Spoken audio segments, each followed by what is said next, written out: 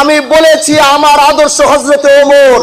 রাতের বেলা প্রত্যেকের দরওয়াজার সামনে দেখবেন এমপি সাহেব দাঁড়ায় রয়েছে ইনশাআল্লাহ। ওমরের মতো রাতের বেলা কাঁধে কথাটা বলেছিলাম, কাঁধের ভিতরে গমের বস্তা নিব না, কিন্তু ট্রাকে করে খাবার নিয়ে যারা অভাবী খেতে পারে না কষ্ট করে, আমি হানজালা রাতের বেলা তাদেরকে গিয়ে গিয়ে তাদের বাড়িতে খাবার পৌঁছাবো। আমি যে কথা বলেছি, আল্লাহ যদি আমাকে বাঁচায় রাখে তাহলে আপনারা আগামীতে এটা দেখবেন। আপনারা পারলে আমাদের জন্য খরচ করবেন, কারণ আমরা হারাম টাকা দিয়ে নির্বাচন করতে আসিনি।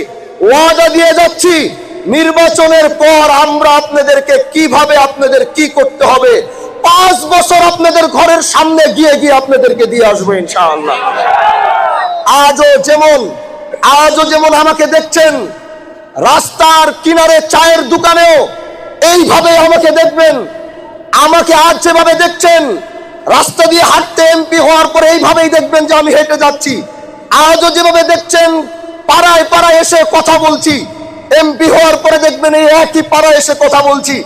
আজও যেমন দেখছেন আপনাদের সামনে নিয়ে বিচারে বসছি, আমি হানজালা এমপি হওয়ার পরে একইভাবে উঠানে বসে বসে বিচার করব।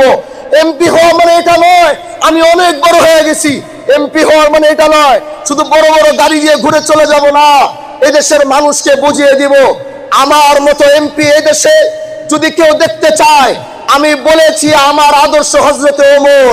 রাতের বেলা প্রত্যেকের দরওয়াজার সামনে দেখবেন এমপি সাহেব দাঁড়ায় রয়েছে ইনশাআল্লাহ। এটা আপনারা চান না? বলেন, এটা কি আপনারা চান না? রাতের আধারে দরজা টোকা দিব, খুইলা দেখলেন আমি দাঁড়ায় রয়েছি, আপনাকে জিজ্ঞাসা করতেছি ভাই ভাই জায়গা নিয়ে গঞ্জাম কেন? বসেন। রাতের বেলা বৈশা আপনার বাড়ির ভিতরে দরকার হলে এটার জন্য প্রশাসন লাগলে রাত্রে 2:30 বাজে প্রশাসন আপনার বাড়ির থেকে বৈশা ফোন দিয়ে বলবো আসেন। এখানে সরকারি কেউ লাগলে তারে বলবো আসেন। রাতের বেলা আপনার বাড়িতে বৈশা আপনার ভাই 2 ভাইকে নিয়ে আপনার সমস্যা সমাধান করব। এদেশের কোনো মানুষ অনাহারে থাকবে না। ওমরের মতো রাতের বেলা কাঁধে কথাটা বলেছিলাম, কাঁধের ভিতরে গমের বস্তা নিব না, কিন্তু ট্রাকে করে খাবার নিয়ে যারা অভাবী খেতে পারে না কষ্ট করে, আমি হানজালা রাতের বেলা তাদেরকে গিয়ে গিয়ে তাদের বাড়িতে খাবার পৌঁছাবো। আমি যে কথা বলেছি আল্লাহ যদি আমাকে বাঁচায় রাখে তাহলে আপনারা আগামীতে এটা দেখবেন। এজন্য ভাই আমার, দেশ ও জাতির কল্যাণে ইনসাফ করার শিবচরের লক্ষ্যে যদি আপনাদের ভাই আপনাদের সাথে আসে, আপনারা আপনাদের ভাই হানজালার সাথে থাকবেন তো ইনশাআল্লাহ। আমি জোর করে ভালোবাসা নিতে চাই না, যদি মন থেকে আসে তাহলে ভালোবাসবেন। আল্লাহ আমাদের সবাইকে কবুল করুক।